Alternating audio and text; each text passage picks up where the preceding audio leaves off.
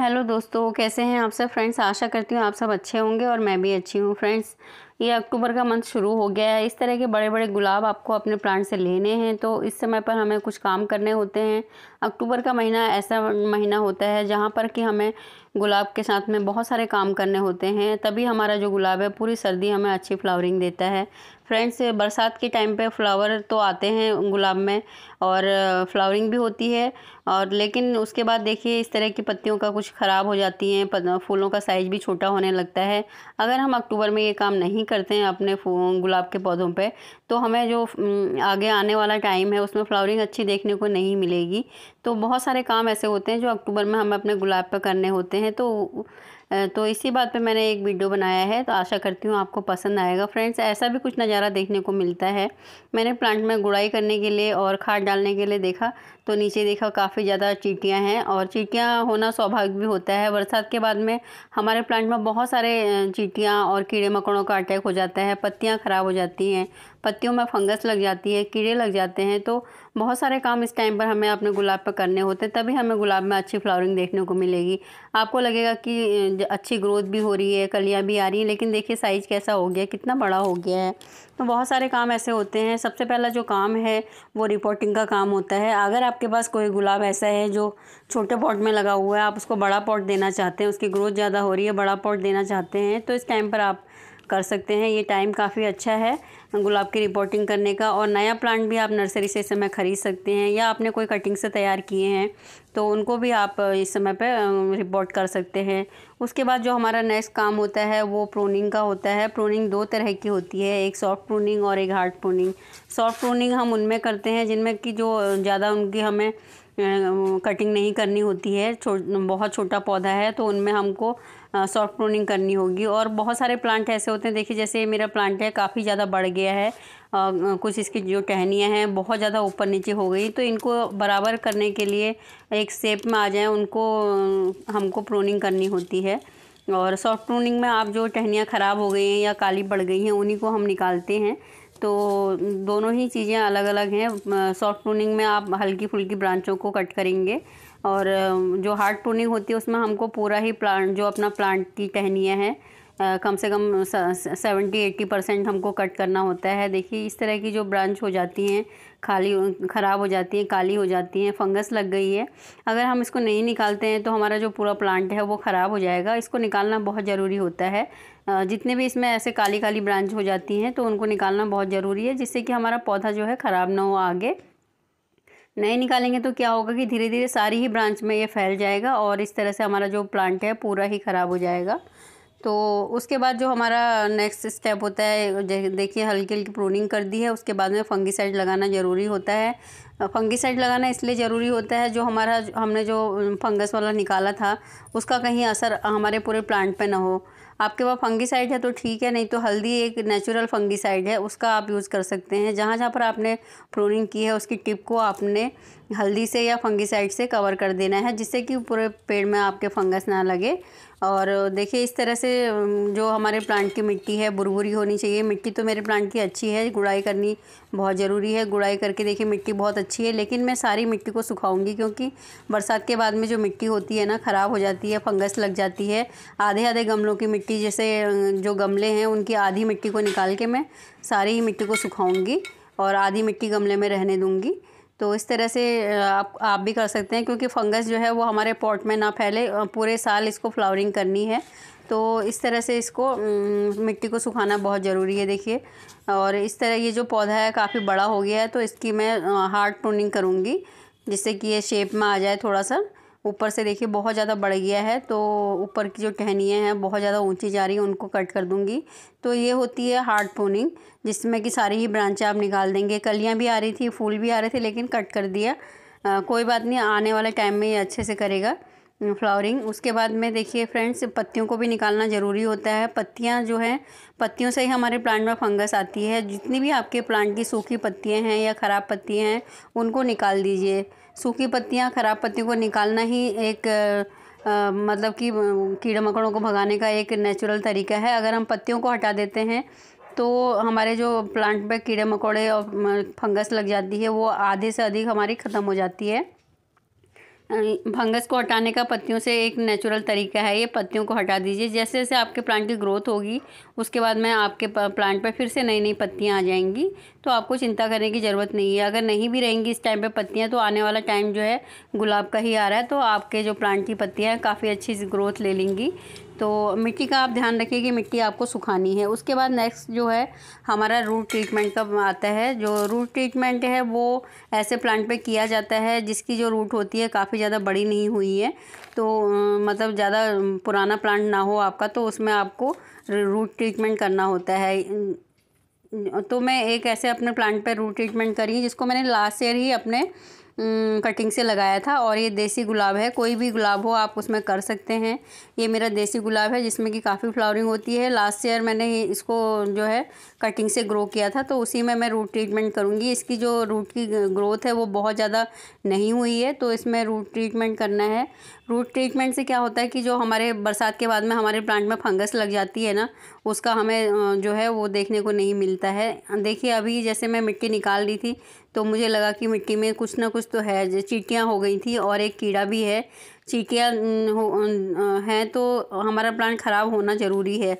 नीचे चींटियाँ बहुत ज़्यादा थी, चींटियों के अंडे थे, तो मैंने इस प्लांट को ऐसे ही निकाल के इसकी रूट को डिस्टर्ब नहीं किया और इसको निकाल के इसकी मिट्टी को सुखा दिया है। प्लांट को नीचे साइड में रख दिया और मिट्टी को सुखा दिया है, और उसमें कंपोस्ट डाल के फिर से मैं ऐसे ही डाल दूँगी। और जहाँ जहाँ चींटियाँ लग रही थी वहाँ पे मैंने जो है स्प्रे मार दिया चींटियों का, जिससे कि चींटियाँ मर जाएंगी। और मिट्टी सुखाने के बाद में फिर से मैं अब मिट्टी को फ्रेश बना दूँगी और उसमें फंगीसाइड वगैरह डाल दूँगी और खाद डाल दूँगी फ्रेंड्स। और मैं बात कर रही थी रूट ट्रीटमेंट की। तो रूट ट्रीटमेंट क्या है, रूट को मतलब कि जैसे अभी बरसात के टाइम पे हमारे प्लांट में बहुत ज़्यादा फंगस लग जाती है, कीड़े मकोड़े लग जाते हैं, तो उसकी जो मिट्टी है गमले की मिट्टी उसको निकाल के हमको रूट जो है उसको धूप दिखानी होती है। ये मेरा प्लांट है जिसको मैं ट्रिमिंग करके इसको जो है इसकी प्रूनिंग करने के बाद में इसका रूट ट्रीटमेंट करूँगी। काफ़ी ज़्यादा फैल गया है ये। मैंने बोला जैसे कि देसी गुलाब है, बहुत ज़्यादा फ्लावरिंग करता है और बड़ा भी बहुत जल्दी हो जाता है। तो इसी की मैं प्रूनिंग करूँगी, हार्ड प्रूनिंग करूँगी, और उसके बाद में इसको रूट ट्रीटमेंट करूँगी इसके साथ में। तो आप बने रहिए वीडियो में। अगर वीडियो पसंद आए तो लाइक कीजिएगा, और मेरे चैनल पे आप नए हैं तो सब्सक्राइब कीजिएगा। रूट प्रूनिंग करने का काम जो है मैं इसको नीचे से ही इसकी ये प्रूनिंग करूँगी, क्योंकि ये काफ़ी ज़्यादा बहुत जल्दी बढ़ जाता है और फ्लावरिंग तो बहुत होती है लेकिन काफ़ी ज़्यादा ऊंचा चला जाता है। एक जो ब्रांच है बहुत ऊंची चली जाएगी, मतलब लटक जाता है पूरी तरह से। देखिए इस तरह से रूट ट्रीटमेंट किया जाता है। जैसे ये मेरा प्लांट है, बहुत पुराना नहीं है, इसकी रूट ज़्यादा नहीं हुई है, तो रूट को थोड़ा सा दिख रही है रूट इसमें, और रूट को मतलब बाहर निकालने के लिए मैंने मिट्टी निकाल दी है और रूट को धूप में मतलब ऐसे प्लांट को गमले के साथ ही धूप में छोड़ दूंगी। और जो फंगस है हमारे प्लांट में लगी हुई, जो कीड़े मकोड़े हैं, वो मिट्टी के जो उसकी रूट पे अटैक करते वो सूख जाएंगे और हमारा जो प्लांट है वो थोड़ा फ्रेश हो जाएगा। एक दिन सुखाने के बाद में इसके ऊपर मैंने क्या है चारों तरफ से मिट्टी की गुड़ाई कर ली है और वर्मी कंपोस्ट डाल दी है। और वर्मी कंपोस्ट जो है बहुत ही अच्छी खाद होती है, अगर आपके पास है तो ठीक है, नहीं तो कोई भी खाद डाल सकते हैं आप। इस तरह से गुड़ाई करने के बाद में मैंने अपने प्लांट को फिर से मैंने मिट्टी इसमें भर दी है। ये जो मिट्टी है मैं आगे आपको दिखा रही हूँ, मैंने इसको सुखा दिया था और इसके साथ में मैंने वर्मी कंपोस्ट डाल दिया और जो राइस हस्क है वो डाल दिया, तो मिट्टी एकदम फ्रेश हो गई है। मिट्टी को अच्छे से सुखा दिया है, तो वो मिट्टी मैंने ऊपर तक भर दी है। जितनी भी मिट्टी इसमें कम थी वो मैंने अच्छी मिट्टी भर दी है। और कंपोस्ट डालना बहुत ज़रूरी है इस टाइम पर। अगर आपके पास में चाय की पत्ती का फर्टिलाइज़र इसको देना चाहते हैं आप दे सकते हैं। आप यूज़ वाली चाय की पत्ती को सुखाने के बाद में और उसको अपने प्लांट में दे सकते हैं। अगर यूज़ वाली चाय की पत्ती नहीं है तो आप फ्रेश चाय की पत्ती भी डाल सकते हैं, जिससे कि आपके प्लांट की मिट्टी जो है एसिडिक बनी रहे। फ्रेंड्स, अगर कोई भी हम काम रूट पर करते हैं या ट्रिमिंग करते हैं तो अपने पौधे को ना पहला जो पानी होता है वो आपको जो है हल्दी का पानी दीजिए, या फिर आपके पास फंगीसाइड है तो फंगीसाइड दीजिए। उसके बाद हमारा आता है रूट प्रूनिंग का काम। रूट प्रूनिंग क्या होता है, जो जैसे हमारे प्लांट की जो रूट बहुत ज़्यादा बढ़ जाती हैं तो उनमें हमें रूट प्रूनिंग करनी पड़ती है। बहुत ज़्यादा बढ़ जाती है उनकी रूट, तो कट करना पड़ता है उनको, तो रूट प्रूनिंग कहलाता है। तो आप चाहें तो इनको मिट्टी के साथ ही इनकी नीचे की जो, जैसे अभी ये मेरे प्लांट की मिट्टी है उसमें लगी हुई है और रूट नीचे दिख रही है, तो उसको मैं कट कर सकती हूँ। और मेरे प्लांट में क्या प्रॉब्लम हो रहा था, रूट बहुत ज़्यादा बड़ी नहीं है, बहुत पुराना प्लांट भी नहीं है, लेकिन क्या हो रहा था कि इसके जो फूल हैं बहुत छोटे आ रहे थे और इसकी पत्तियां भी सिकुड़ रही थी। तो मुझे लगा कि कुछ ना कुछ इसके साथ में है। इसकी जो जड़ें हैं वो काली हो गई हैं और मतलब कुछ जड़ें जो हैं वो काली हो गई हैं और कुछ एक आध जड़ जो है इसमें काफ़ी मोटी भी दिख रही थी मुझे, शायद उसमें कुछ फंगस का प्रॉब्लम था या कुछ था।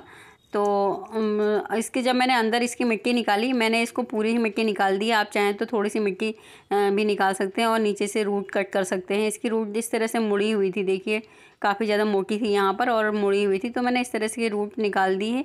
और इसमें कुछ लाल मिट्टी रह गई थी जो मैं लेके आई थी जब प्लांट खरीद के नर्सरी से, तो उस समय मैं निकाल नहीं पाई होंगी, तो अभी मैंने उसको निकाल दिया। अभी देखिए इस प्लांट को फिर से इसी पॉट में रिपोर्ट करना है। इस तरह से मैंने मिट्टी बनाई थी। इस मिट्टी में मैंने बहुत सारी चीज़ें मिलाई हैं। राइस हस्क मिलाया है, मैंने कंपोस्ट मिला दी है, वर्मी कंपोस्ट।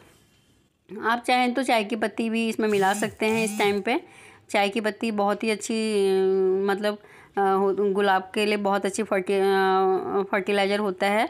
इससे चाय की पत्ती डालने से जो प्लांट की मिट्टी एसिटिक बनती है, तो गुलाब को एसिटिक मिट्टी बहुत पसंद होती है, तो आप वो दे सकते हैं इस टाइम पे। तो इस तरह से मैंने फिर से अब उसी पॉट में अपने जो प्लांट को रिपोर्ट कर दिया है। तो उसमें जो अभी जो मिट्टी है वो भी सूख गई है और जो फंगस वगैरह थी वो भी हमारे प्लांट से चली जाएगी और इस तरह से हमारा जो प्लांट है फिर से हेल्दी बन जाएगा। फ्रेंड्स, जब हम अपने प्लांट पे कोई भी काम करते हैं, रूट ट्रीटमेंट करते हैं या कोई भी काम करते हैं, तो उसके बाद हमें अपने प्लांट को छाया में रखना होता है। और जो इसका पहला पानी हम देंगे, इसको फंगीसाइड का ही पानी देंगे और कम से कम 1 हफ्ते तक आपको छाया में रखना है। और जहाँ जहाँ से आपने प्रूनिंग की है इसकी प्लांट की, कोई भी प्लांट की, तो आपको फंगीसाइड लगाना है। और एक बात और आपको बताऊं कि जब आप प्रूनिंग कर रहे हैं और रूट ट्रीटमेंट कर रहे हैं, दोनों साथ नहीं करना है, जिससे कि आपका जो प्लांट है वो ख़राब भी हो सकता है। कई बार रूट ट्रीटमेंट करने से जो प्लांट हैं वो ख़राब हो जाते हैं। तो जो अगर आपने रूट ट्रीटमेंट किया है अपने प्लांट में, तो आपको अभी प्रूनिंग नहीं करनी है। कम से कम 10 दिन आपको वेट करना है कि आपका प्लांट कैसा चल रहा है, आपका प्लांट की ग्रोथ हो रही है या नहीं हो रही है। उस हिसाब से आपको अपने प्लांट की जो है बाद में उसमें प्रूनिंग करनी है। तो साथ साथ में दोनों काम नहीं करने हैं। यदि आप रूट प्रूनिंग का काम कर रहे हैं तो आप उसमें जो है प्लांट की प्रूनिंग ना करें। रूट प्रूनिंग कर दी है तो प्लांट की प्रूनिंग ना करें और कम से कम 10 दिन का इंतज़ार करें। कई बार हमारी जो मिट्टी है इस तरह की हो जाती है, देखिए टाइट हो जाती है, और जो टाइट मिट्टी होती है उसमें जो हमारे गुलाब के पौधे हैं बिल्कुल भी ग्रोथ नहीं करते हैं और फ्लावरिंग नहीं करेंगे। तो आपको मिट्टी को सॉफ्ट बनाना है और मिट्टी में कंपोस्ट डालनी है, राइस हस्क वगैरह डाल सकते हैं या फिर आप जो सैंड है वो डाल सकते हैं, जिससे कि आपकी मिट्टी जो है हल्की भुरभुरी बने और आपका जो प्लांट है वो ग्रोथ करता रहे अच्छे से। जितने भी मेरे प्लांट थे उनको मैंने सभी को हल्दी का पानी दे दिया है। हल्दी का पानी नेचुरल फंगीसाइड का काम करता है। अगर आपके पास फंगीसाइड है तो वो भी दे सकते हैं। और अपने जितने भी प्लांट पर आपने कोई भी काम किया है या रूट ट्रीटमेंट किया है या प्रूनिंग की है, तो कम से कम आपको हफ्ते 10 दिन इनको छाया में रखना है, धूप में बिल्कुल नहीं रखना है, जिससे कि आपके प्लांट ख़राब भी हो सकते हैं।